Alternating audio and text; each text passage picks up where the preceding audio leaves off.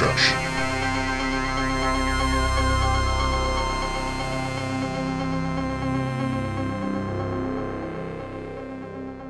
What's up, everybody? It's the HorrorDeconstruction. You can find us on Instagram, Facebook, mostly on YouTube. Give us a like, share, and subscribe. Let people know about your favorite show, and then let them also know about the HorrorDeconstruction with your host, Komp, and... That was good. Water drinker. as well as... Jamie. And today's film is... Knife and heart? A knife in the heart? Un couteau dans le cœur. Or something. What year did it come out? What year did it come out, Danny? Oh, 2018. There we go. Knife and Heart or Knife Plus Heart, 2018. Un couteau dans la cœur. Paris. That was good. No, it wasn't. I'm sure Thea's heard real French accents, and that wasn't it. Paris, summer 1979. Anne is a producer of cheap gay porn. When Lois, her editor and companion, leaves her, she attempts to get her back by making a more ambitious film with a flamboyant Archibald. They just leave out the whole slasher aspect of that IMDb thing.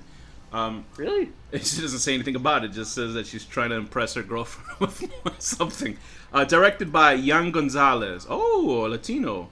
Written by Yan Gonzalez and Cristano Majon. Starring Vanessa Paradis, Nicholas Murray, Kate Moran, and a whole bunch of other people. So, what month is it, Thea? Pride Month. Yay! It's Pride Month, so we're watching gay stuff. So we're watching films centered or primarily or even partially part of LGBTQ plus material. And why did you pick? Oh, I picked Knife and Heart actually, and it was because Why did you pick it? Well, people, I got love Johnny Depp's ex-wife. I've got a statement, fellas. No. Okay. So Knife and Heart, I seen the poster for it, and it gave this. I had just seen stills of it last year or 2 years ago, and it had this really cool look. The color palette and everything was obviously. Every time they have a movie that's like this, they will just show an image with neon purple lighting, and I was like, okay, I gotta see what it looks like. That's always. You're like, yes, nowadays. I'm into this. This is my thing. It seems to be that. I feel like horror movies have been on a purple, pink, and synth music Neon. from the 80s. Yeah. I think it was something sure. that we've spoken before. It just seems that color is not a natural color, and I think It's definitely a Spectre Vision thing. I know that. right. So I think what it is that once you see that color, you're instantly drawn to it because you don't usually see that color in nature. I think it's they said that green is the most natural color that you tend to see. I guess because of grass or trees and stuff like that. He's a scientist now. But anyway, I knew that the film going in was heavily with scenes of heavy gay sequences and stuff like that, and I mean, was, given okay. the subject matter. Makes Yeah, sense. right. And I'm sure that About a gay porn. And I'm sure that threw a lot of people go off from going to see it. But I think if you're mature enough, or if you're horny enough, I guess, you can check this film out because it really is, I think, one of the better films that comes out. And I think it's actually a pretty good film about crumbling relationships. Mm-hmm. And the weird thing is, it's sad. It's very sad. Was sad. And the weird thing about the film is that I think because you're propped in, well, you're sort of prepared to see this because I thought it was just going to be a fully like male gay sort of expose, not expose, Right. but just sort of like steeped in that.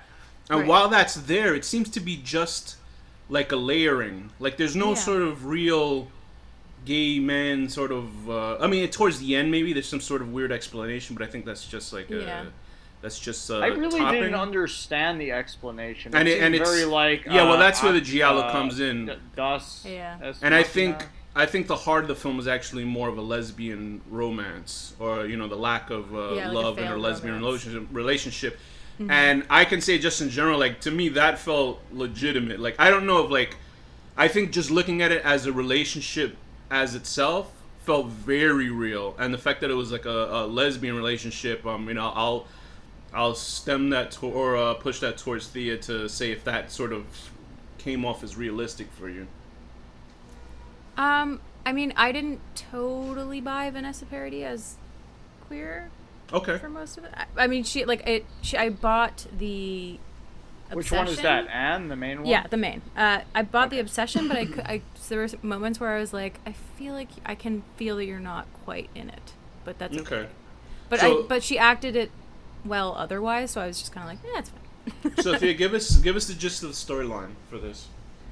The gist of the storyline is that Anne is a producer of gay male porn. Her stars start showing up dead, killed in sort of like very obviously like homophobic or targeting them. I want to get a dildo like that. I bet you do. And the killer, and we see the killer who is masked and kills all of his victims with a dildo with a switchblade in it, which makes for some interesting. I just thought of a great idea, actually. Imagine there's like a Star Wars porn, and they have like a lightsaber. I'm sure it exists. I mean, that was the whole joke in Spaceballs, so I'm sure that exists. Was it? Oh yeah, they held the. Is bigger than your. Yeah, okay, yeah, you're right. Thing. They held it at crotch level. You can't miss it. Yeah, no, that's actually very true. I haven't seen that movie in a while. And while these murders are Brooks. happening, Anne has just broken up with her girlfriend Lois, who is also the editor of the films, who they've been together for 10 years but have just sort of finally split, and she is obsessed and angry and trying to get her back. Yeah, it's funny because I thought like the switchblade and the penis, I thought that was a little, for me it was a little too over the top for it, because then I thought it was just sort of weird campiness, but then I thought with the film, I guess that makes sense.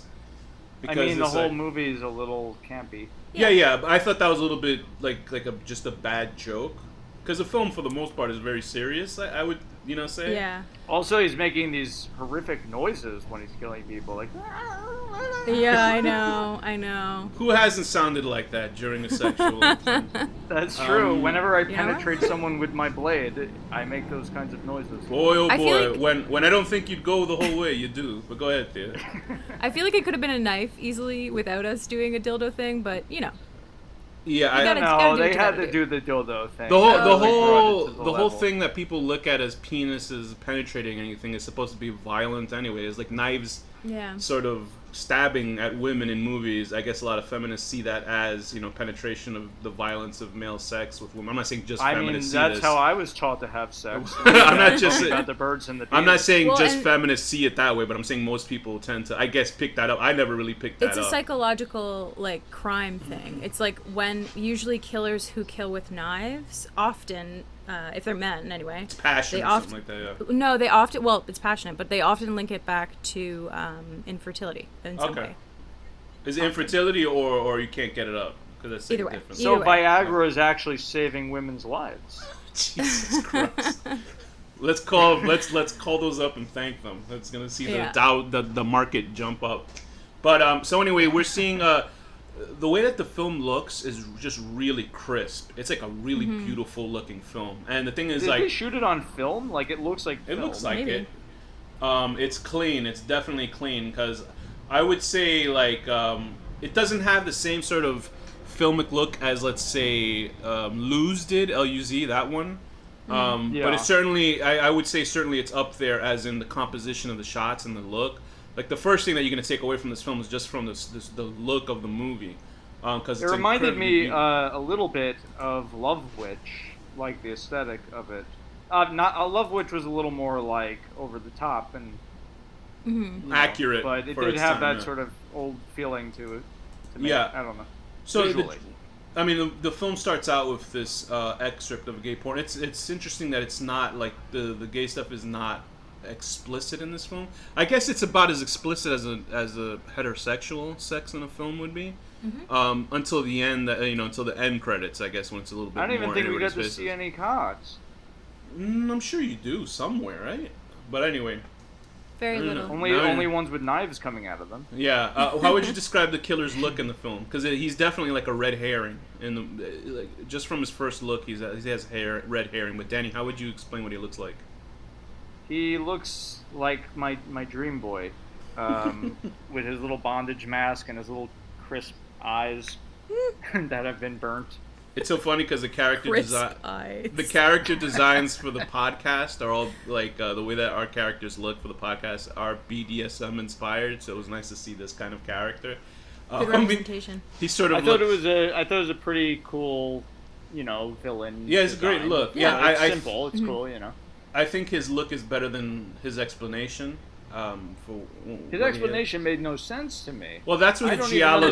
I don't understand how they figured it out. Well, that's a Giallo thing that we'll get to. So yeah, he does look like sort of a queer Doctor Doom or something like that, and he has this big mop top of hair, and obviously they cut to another character immediately. I guess it's the director or a cameraman in the film that has the same hairdo. So you're like, oh, is it that guy throughout the whole film? Or I was at least.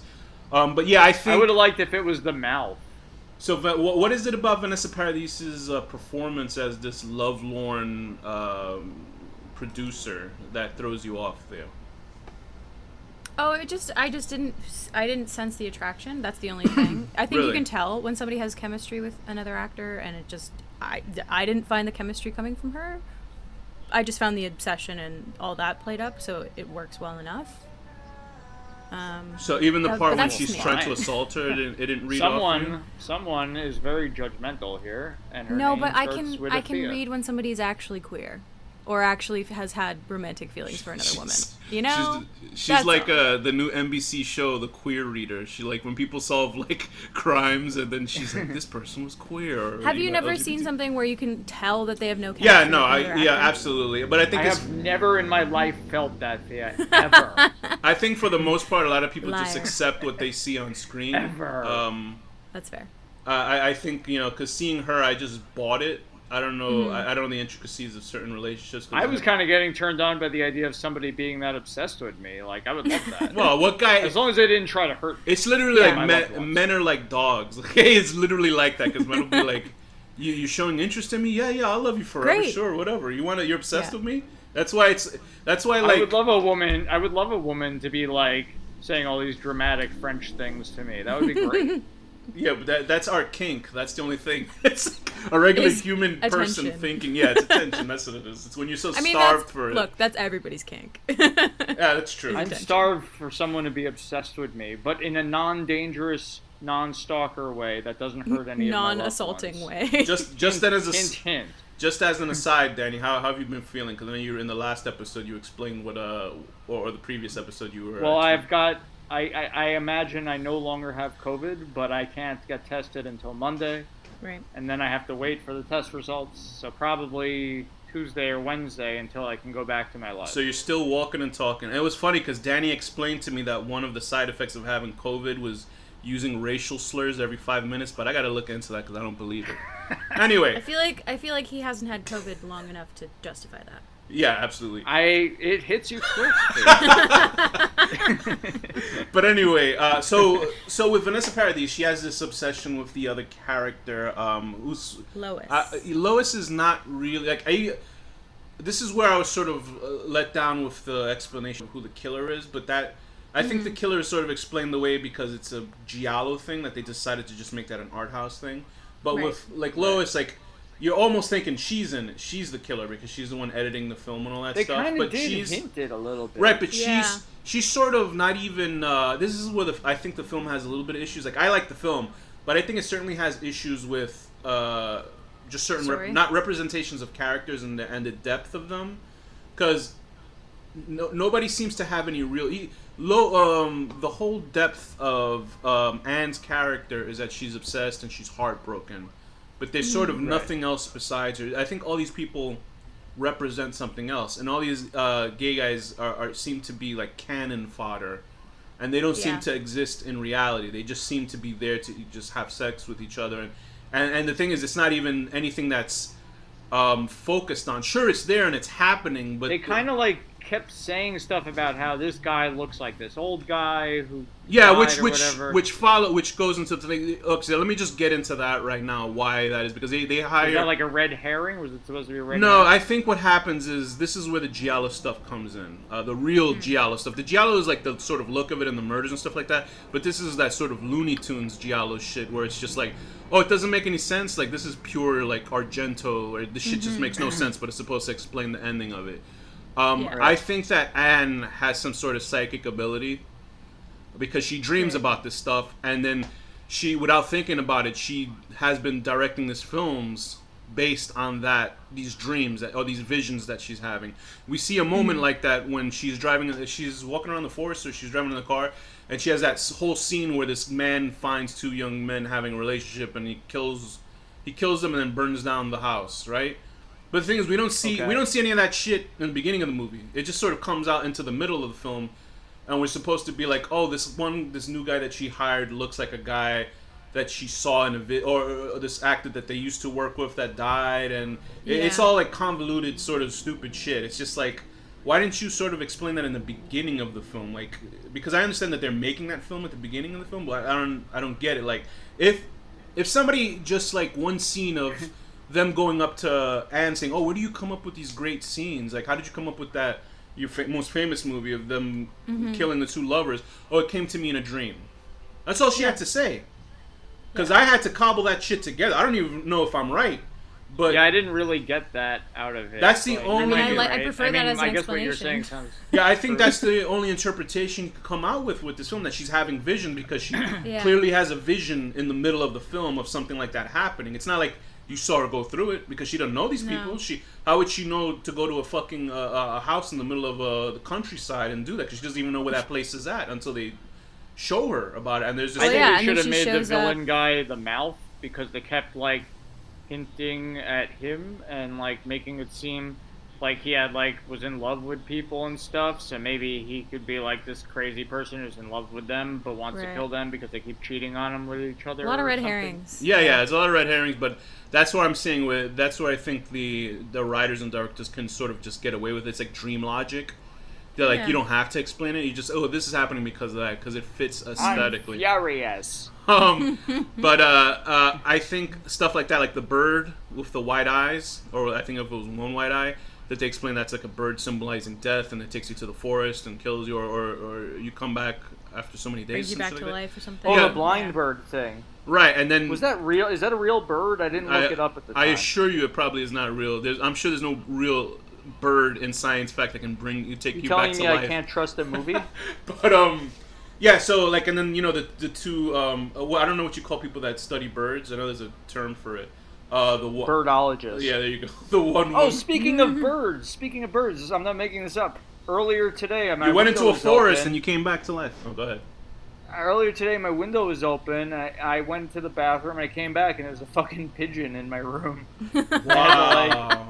I had to try to get it out with a dustbin, and it was flying around. Oh, no. And finally, I managed to get it out without hurting it. But it was very funny. That's happened to me too. So don't feel special, Danny. Oh, you fine? Steal my thunder. The Birdman of France. I could die of COVID today. Better not. We got a couple episodes to do the rest of this month. So then there's also there's that young guy helping him that has his hands turning into a bird claw. So it's all visual stuff, which I'm fine with it. I think when you go when you go into these remember that, Danny? There was also people talking in this movie. Do you remember that? That's crazy. Oh my god! What a concept! What? But this is the type of film when you go in knowing it's sort of a modern giallo, then you're like, okay, I can forgive it. A lot of people can't.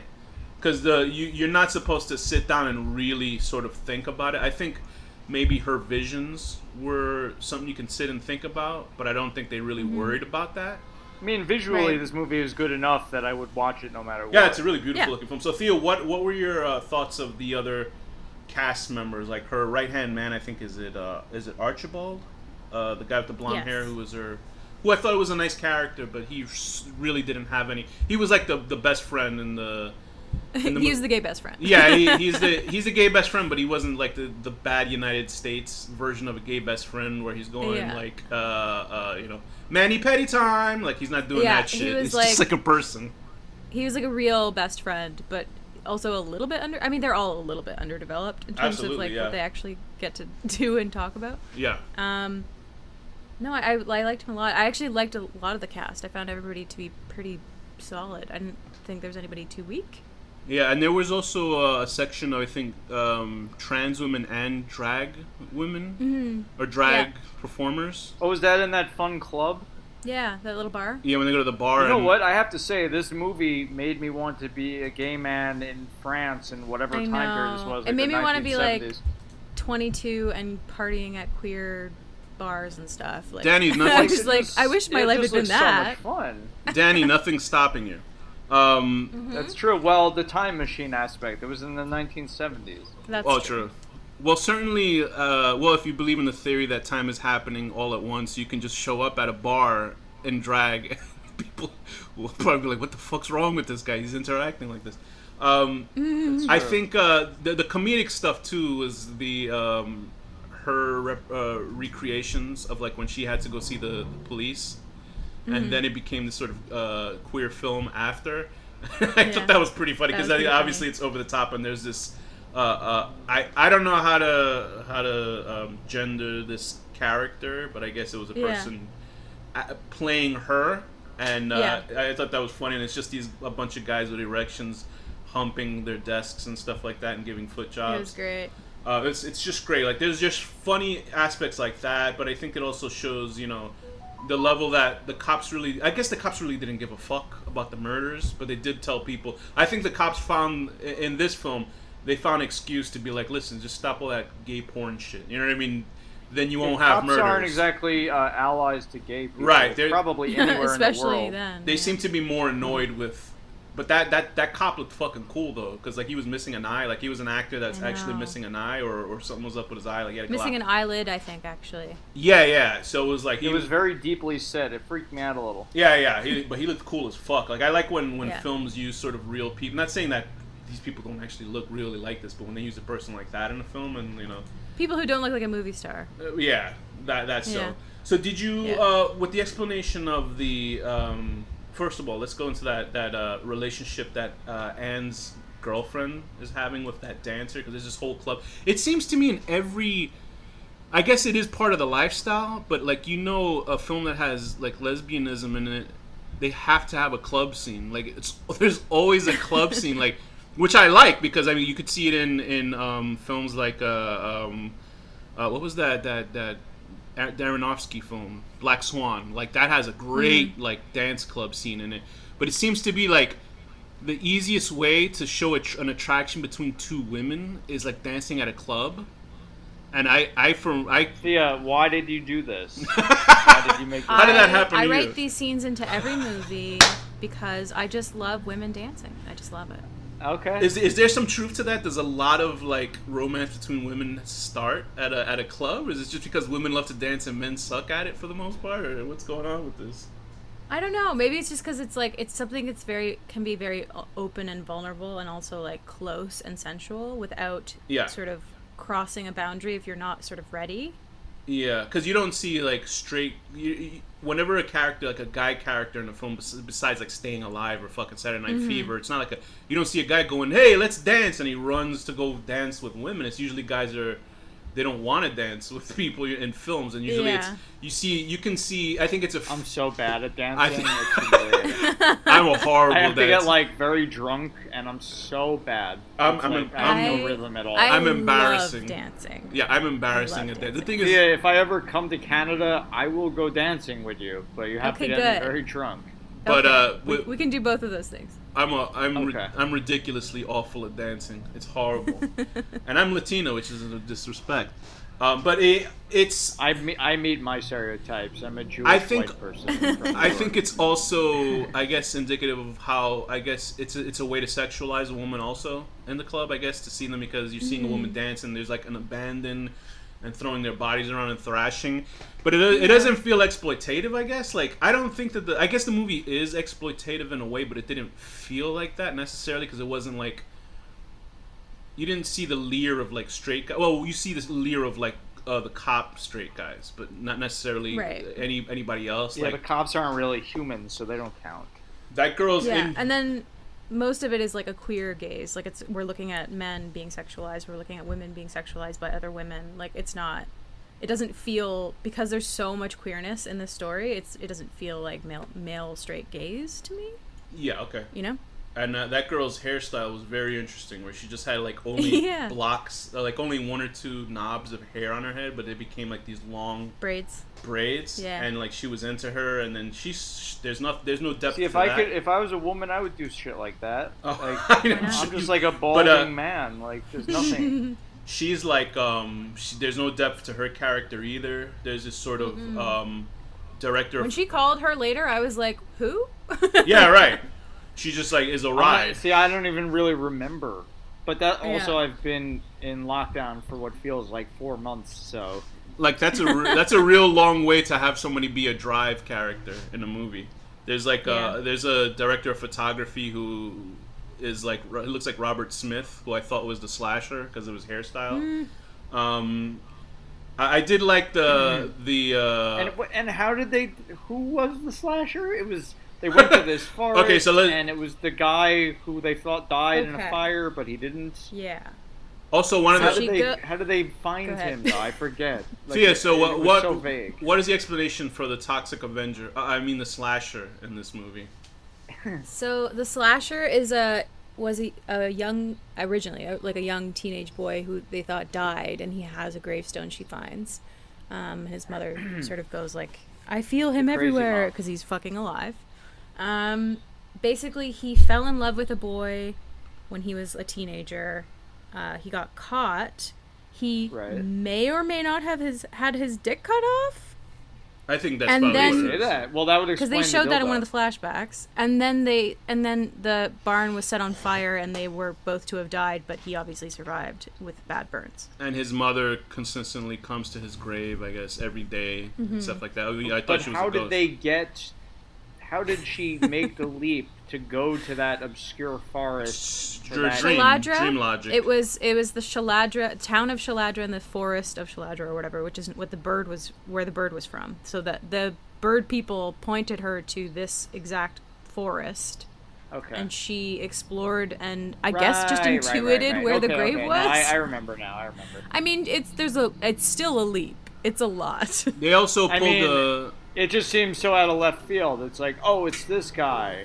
Yeah. And I also think it's funny that she didn't really investigate anything until people stopped wanting to be in her movies. Now it's a business thing. That was more like for the audience to figure shit out as opposed to her, because she didn't seem to give a shit, honestly. And like, strangely enough, a character who's almost like only a cameo is a little bit more fleshed out is the farmer's daughter that has a crush on her. Yeah. And I felt bad for her character because they pulled the Thelma thing with a sort of domineering father using, although I wouldn't say the father's domineering in Thelma, he's just sort of looking out for whatever else. Yeah.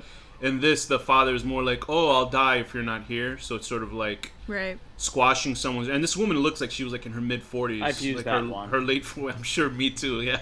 But I'm like, not towards a queer person. I was like, you couldn't take like 10-20 minutes to go like fuck this woman. She clearly wants it. Yeah, and she's like a very pretty sort of older woman, and I felt more in her performance, the woman who played the farmer's daughter, than most other characters, even Anne's ex-girlfriend. You know what I mean? Like Anne's ex-girlfriend. Like that, I was like, oh shit, this movie would be awesome if she's just but they would have gotten back together if not for the whole death thing. Maybe. Yeah, and it's I think what happens, I think Anne cheated a lot on her ex-girlfriend, which makes sense, that why she didn't want to fucking be with her anymore, because she just didn't want to she didn't want to deal with that. Did they say that she cheated? I think you get that idea. That's the idea that I get, because it doesn't seem like Anne is... I don't know what you think of lesbians, that they're all disloyal and cheating, but I have never thought that about women in my life. Lesbians. I look at humans, Danny. I don't know what you're talking about. Yeah, Danny. But okay. But anyway, Touché. So that leads to a very, I guess you could say, controversial scene with some controversial thoughts about it, when Anne essentially assaults her ex-girlfriend, wanting to turn her on. And what were you guys' take off on that? Like, what did you like? I thought that was a pretty bastard fucking character moment, obviously. And then I tried to look at it in a sexuality manner. If it was like a guy on a guy kind of thing, you'd be like, okay, because they're queer. if it's a woman on a woman thing, okay, because she's. Am I using that correctly? Like, I don't want to say because people use the word queer as a bad thing. I mean, I use it all the time, so I don't. So I apologize. It's been reclaimed, Alex. Okay, I'm sorry. I apologize. I didn't mean it in an offensive way because people do use queer in a bad way.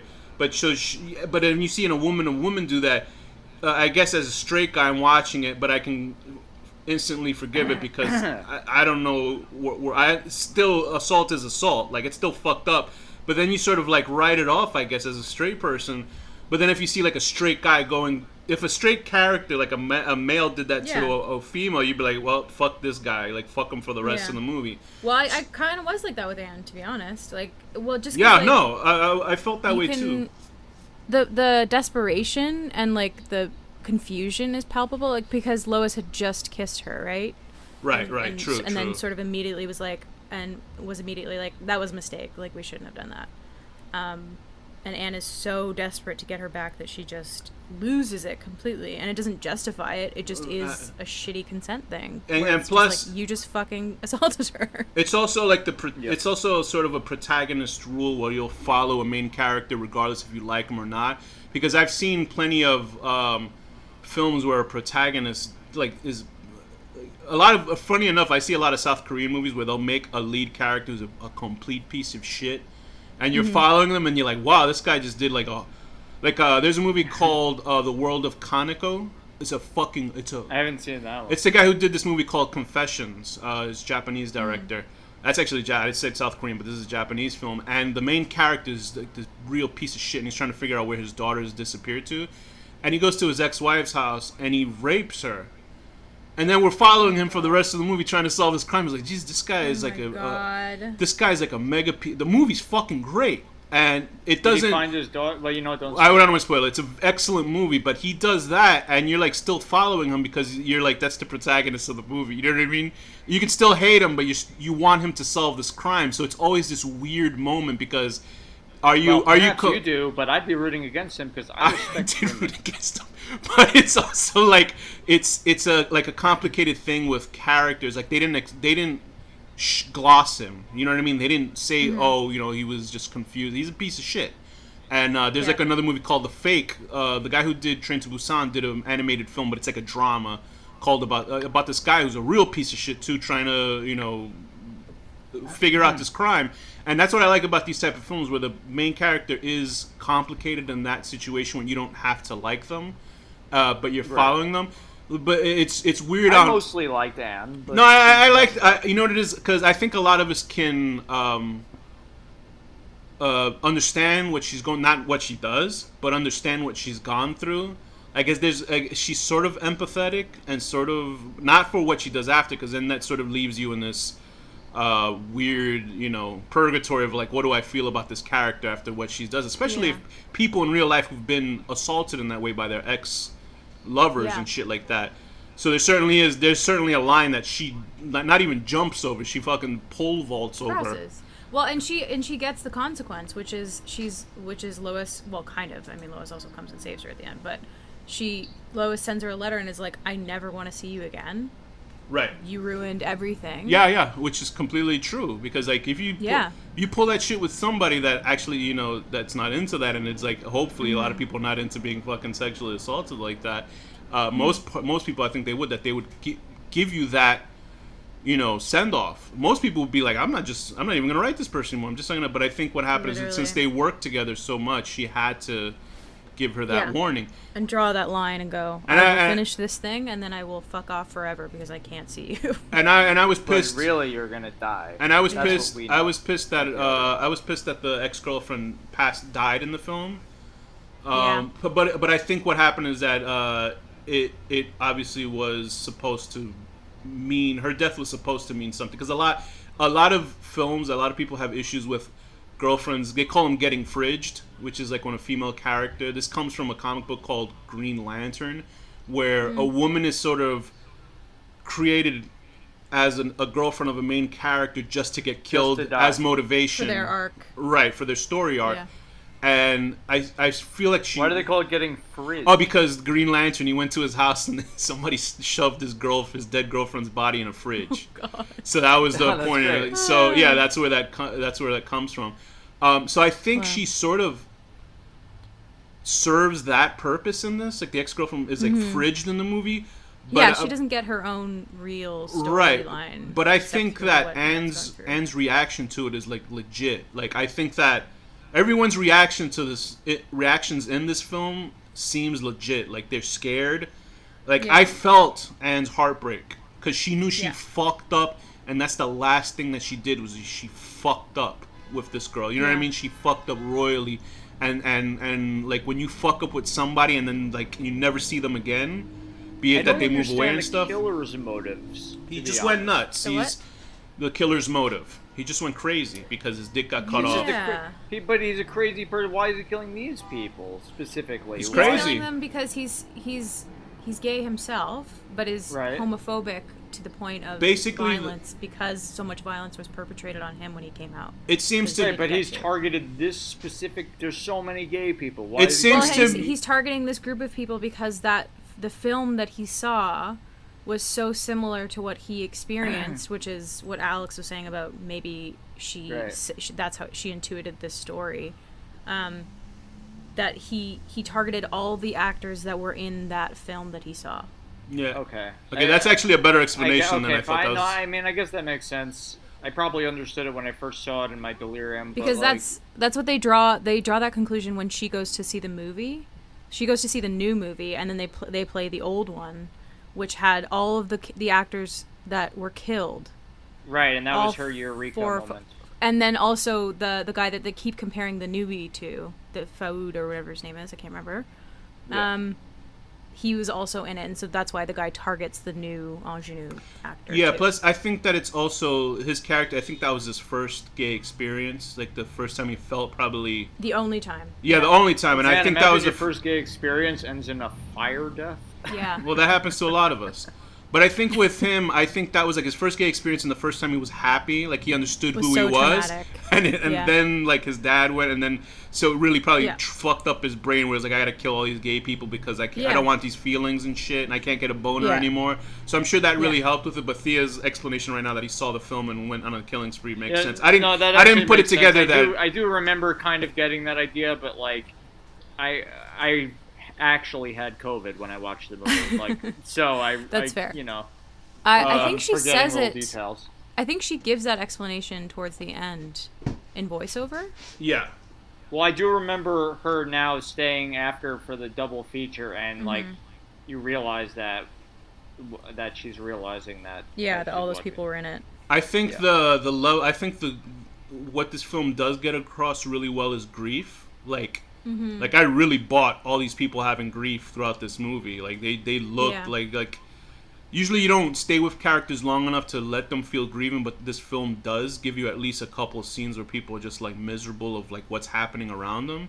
Usually in a slasher movie, they're still too busy running or they'll crack a fucking joke, and this film doesn't do that for the most part. I think they really handle it well, especially towards the end when Anne is making her film and it does this really like I think it's like a really well done end credit scene. It's not for I guess it's not a scene for homophobic people because they just go full blast Full with bore. like a gay orgy scene with these people, but just Anne's face, and you could tell she's finishing this film for her ex-girlfriend.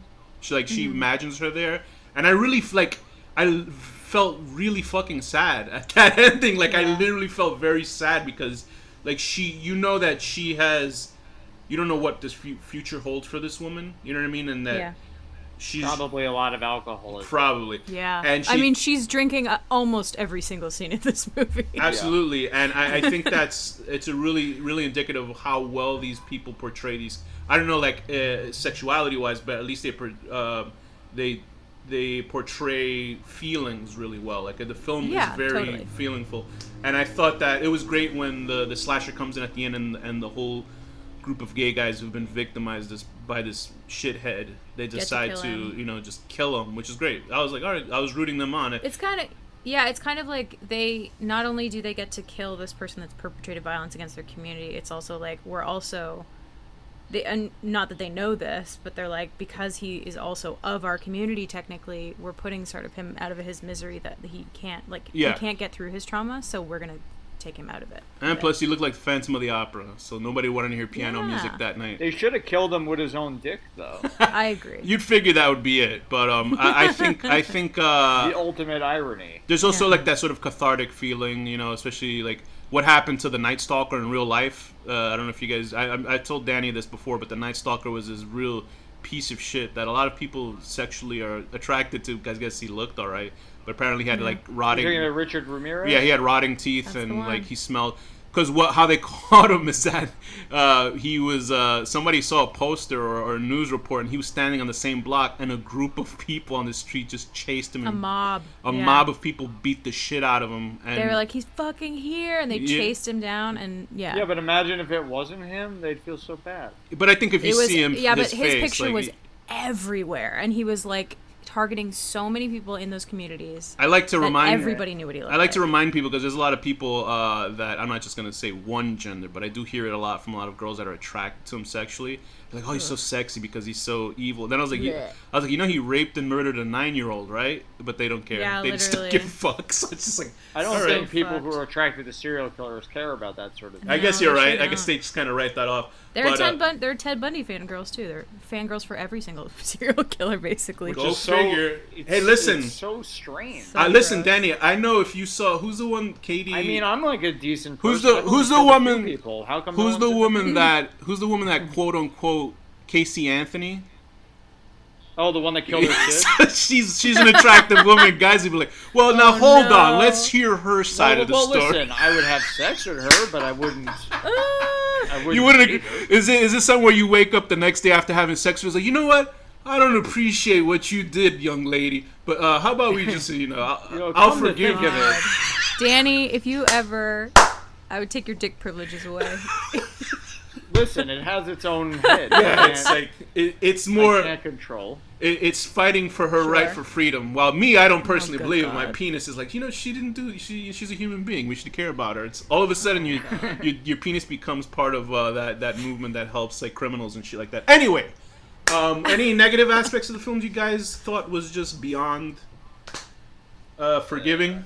I mean, just some story clarity, but other than that, I enjoyed it. Soundtrack Yeah, is that's great. Just wanted to point out the soundtrack. Totally. M83. M83, yeah. They're I don't know if they're French or none, but they certainly worked on a couple of films and they do that I can't say what that type of music is, but they do this really good sort of ambient techno, whatever. I'm sure music people are offended by that. But I think French for the electronic music. electro, right, electronic music. Jeez. I think go. aesthetically You did it's leagues above most films that come out. You can tell people care just from the shots and everything. The look of the whole Yeah. film is fucking incredible.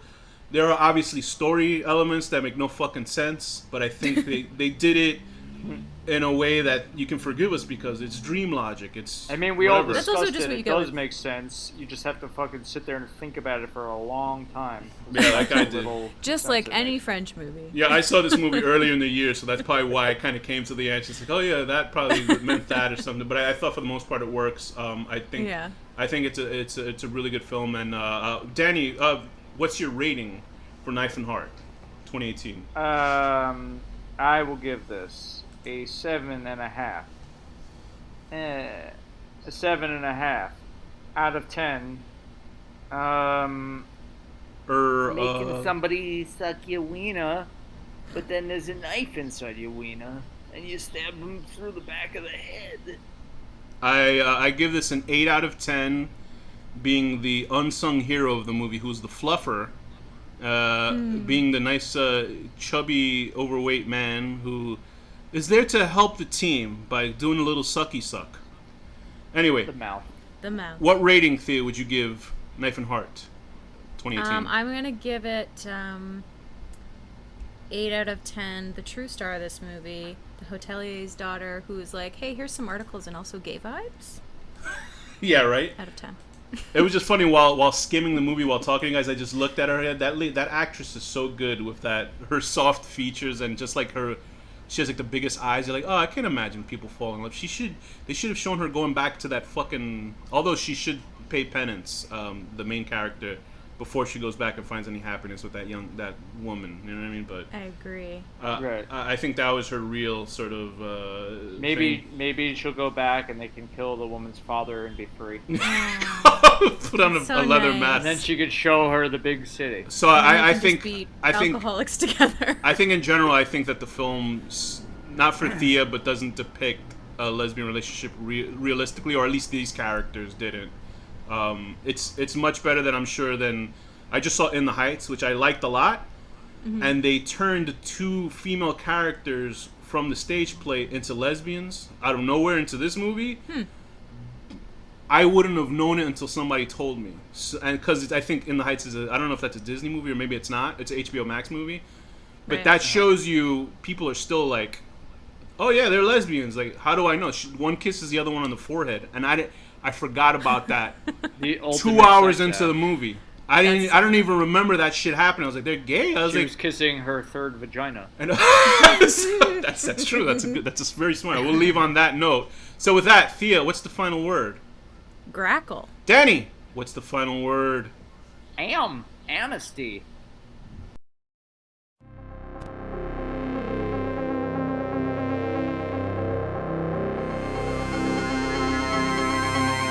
The HorrorDeconstruction.